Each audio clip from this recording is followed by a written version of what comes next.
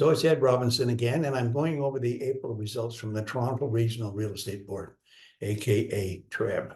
Another thing that people ask me is just what area does TREB cover? So here's the area that MLS for Toronto Real Estate Board, and there are other MLS systems throughout Ontario, but not within this area, is covered with Dufferin, Durham, Halton, Peel, Simcoe, Toronto, and York. So that's the large area. Now, the averages and the numbers and so forth is all of this area.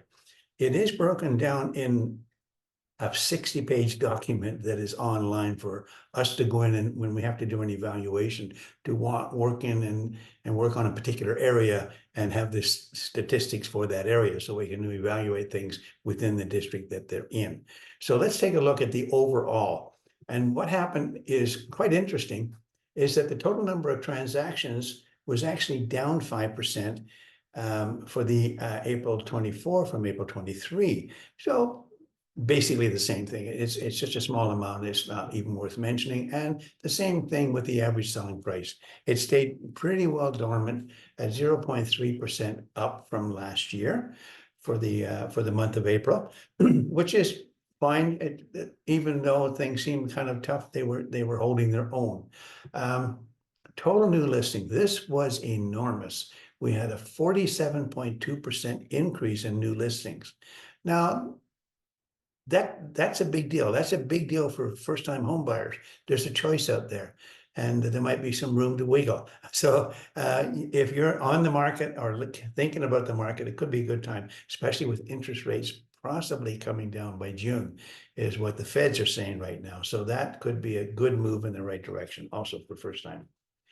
Condominium sales, as usual, they're up. They're up because it's a great start for the first-time home buyer getting in and getting something. Sure, it's a bit smaller. Of course, it's smaller, but it's a start, and equity will grow. And then when they get enough equity, they'll move up. And that's pretty well how it's worked for the last many years in the Toronto regional area, is that people move up to their dream home eventually, unless they have a lot of cash on hand. Then, of course, they can go right to the top. But that doesn't happen all that often. So that's the condominium sales. They were up slightly, 5.3%, but look at the choices they had. The inventory increased 23.3%. So that's a good selection that you can go look at condominiums if you want one right now. And remember, this is the best of the best and the worst of the worst. So that's how average prices work out. And the number of rentals up big time, 19.7% more rentals than there was in April last year. So that's a positive move on the rental stats. Remember, these are rental MLS only, multiple listing service only, not Harry and Joe have got a sign on the sidewalk saying apartment, basement apartment for rent. They're not included in this. So with the apartments, they are compared to last quarter, the number are up 19.7% of rentals, which is amazing. That's the quarter.